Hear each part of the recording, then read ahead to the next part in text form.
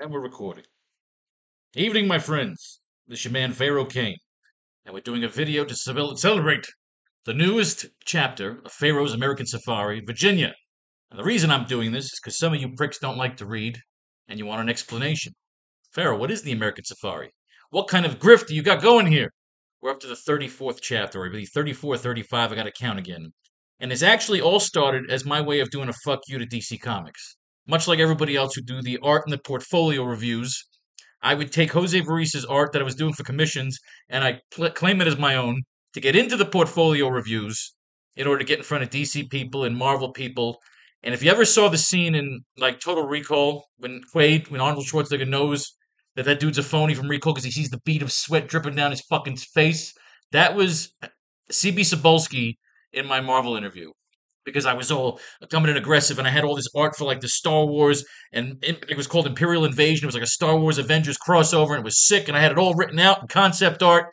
And apparently I came off as a bully because I didn't pay my fucking dues. These assholes sit in a chair watching their asses grow, taking the same Brian Michael Bendis script and recycling it over and over again. And I was out there in the world working as a stripper, a criminal, a friggin' bartender, a teacher, a nurse, an Elvis impersonator. That's paying your dues. The American Safari started because when I interviewed with DC, they were doing the Justice League New 52 covers. And it was like that Iwo Jima cover with the Justice League putting up the American flag.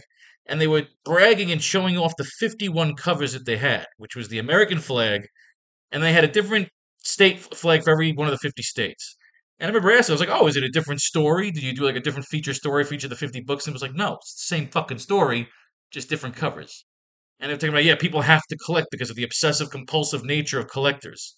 And I thought, what better way to one up them by doing my own version of all 50 states, but doing stories from the different states? And before you think anything would be made up, the American safari, when you go on an African safari, I've been on an African safari where you're trying to see the big five, the lions, the rhinos, the elephant, the cheetah. What was the other big five? Oh, the water buffalo.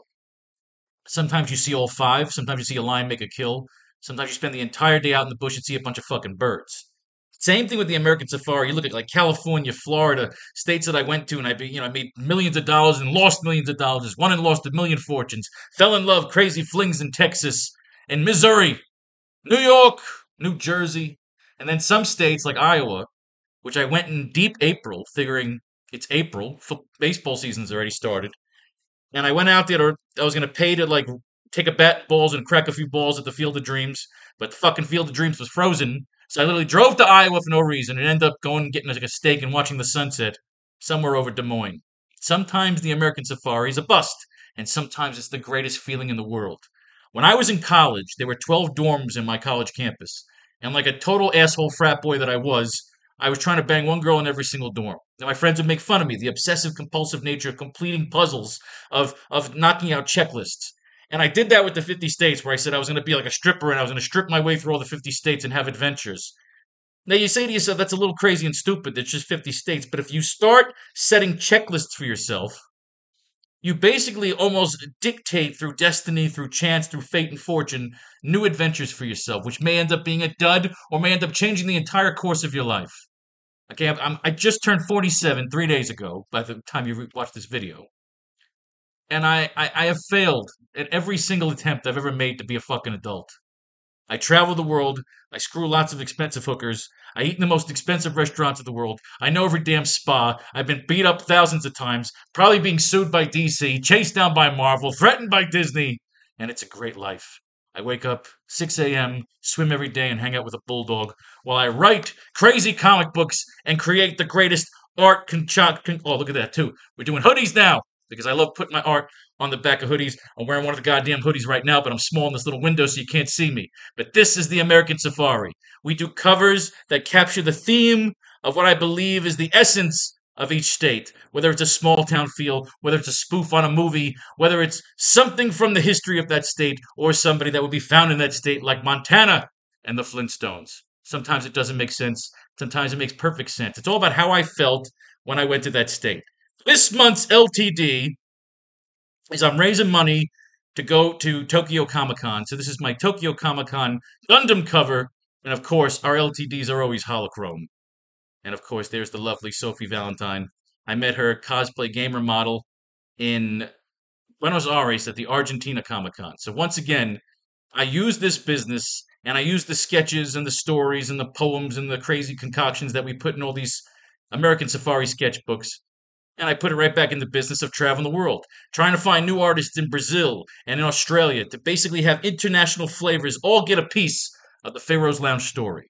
The main story about the guy who goes back in time to prevent the Lincoln assassination, blows it, falls in love with the devil, goes back to the beginning of time, takes over the entire world, gets crushed by God, and then gets a chance to do it all over again. There you have the American Safari, the Pharaoh story, Pixie Runner, Zeldara. This is a true business. We are the true indies. We're not like Image. We're already promoting the mini-series. We're only up to number 1 of that series, but that's a whole other rant for a whole other time. What I want to say is, it's a cheesy thing for a writer to say that, oh, I want my writing to change the world to inspire. Fuck that. I write because I try to get laid, and I want my readers to take all the crazy, stupid shit and the lessons and the stories and the poems and whatever I put in these sketchbooks, and I want you to use it to get laid. Because it's the hardest thing in the world to really, really, truly enjoy it. And the idea is you don't try to get laid, you don't even hit on a girl. You spend your time and your money and your efforts making yourself more interesting. And through doing that, you will find your dream girls that will inspire your dream covers and that will maybe, just maybe, finance your own personal fantasies. As for you and as for me, if you've gotten to the end of this video, then you're a fan or you're sick of me already. In that case, either love you or fuck off. Remember, you can't beat the system, but you can cheat the system. That is the only thing that matters in a world of hooligans and tyrants.